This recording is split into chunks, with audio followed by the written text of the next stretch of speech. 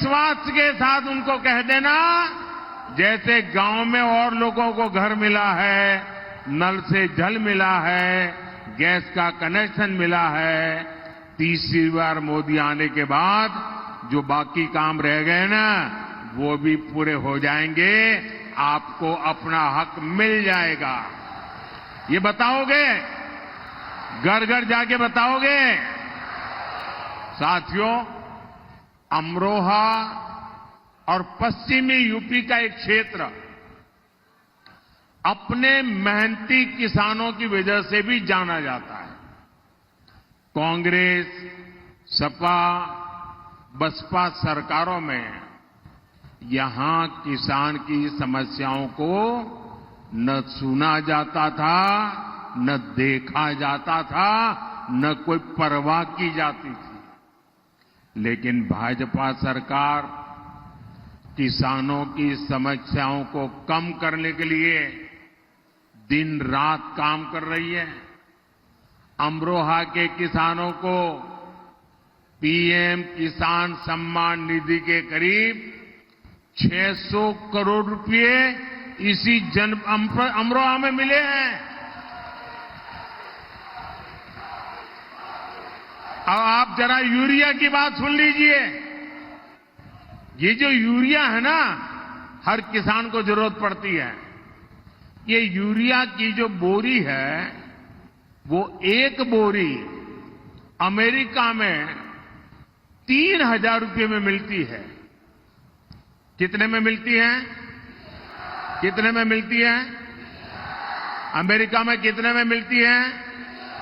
3,000 रुपया। और भारत में हमारे यहां हम किसानों को 300 रुपये से भी कम कीमत में वही यूरिया की बोरी देते हैं।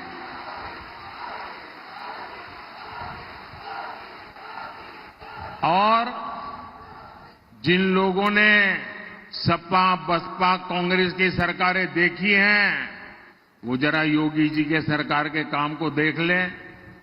योगी जी ने गन्ना किसानों की सबसे ज्यादा चिंता की। योगी जी ने अभी अभी गन्ना के मूल्यों में भी बहुत बड़ी बढ़ोतरी की है। अमरोहा के गन्ना किसान कभी नहीं भूल सकते कि पहले उन्हें भुगतान के लिए कितना परेशान किया जाता था। लेकिन आज प्रदेश में गन्ने की रिकॉर्ड खरीदी के साथ रिकॉर्ड भुगतान हो रहा है।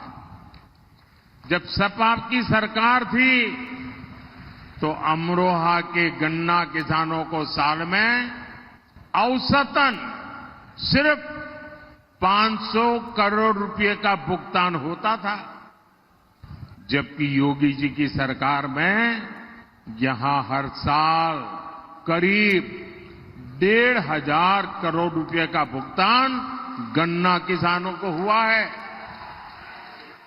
एक समय था जब यूपी में धड़ाधड़ चीनी मिलें बंद हो रही थी, जबकि हम हसनपुर शुगर मिल की क्षमता 2 गुनी करने पर काम कर रहे हैं। यहां अमरोहा में इथेनॉल का प्लांट भी लगाया है। अमरोहा के आम का स्वाद भी किसानों के लिए समृद्धि लाए। हमारी सरकार इसके लिए भी काम कर रही है। आम की प्रोसेसिंग के लिए यहां मैंगो पैक हाउस का निर्माण किया गया है।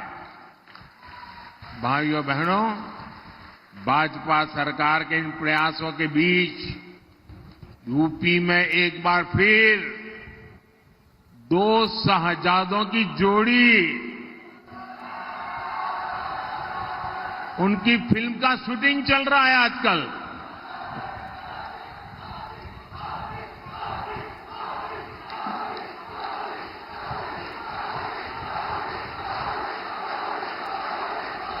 और ये 2 शहजादों की फिल्म का पहले ही रिजेक्शन हो चुका है।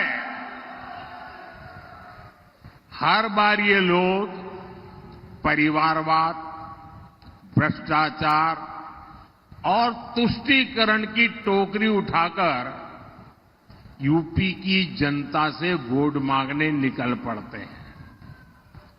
अपने इस अभियान में ये लोग हमारी आस्था पर हमला करने का कोई मौका नहीं छोड़ते। आप याद करिए, इनकी सरकार को यहां के पवित्र तिगरी मेले से कितनी दिक्कत थी। तिगरी मेले में भी रुकावट डालते थे। यहां जो कांग्रेस के प्रत्याशी हैं, उन्हें तो भारत माता की जय बोलने तक में आपत्ति थी।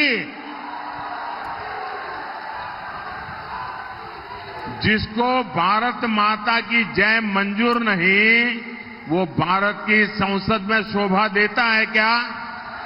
ऐसे व्यक्ति को भारत की संसद में प्रवेश मिलना चाहिए क्या? अयोध्या में राम मंदिर बना तो ये सपा कांग्रेस दोनों पार्टियों ने प्राण प्रतिष्ठा का निमंत्रण ठुकरा दिया। आप कल्पना कर सकते हैं, वोट बैंक के भूखे लोग प्रभु राम के प्राण प्रतिष्ठा के अवसर पर निमंत्रण ठुकरा दे। अरे उसके बजाय तो उनकी ओर देखिए, जो जीवन भर बाबरी मस्जिद का केस लड़ते थे, सुप्रीम में हार गए तो खुद प्राण प्रतिष्ठा में आकर के शामिल हो गए, और इनको तो उसमें भी शर्म आ रही है।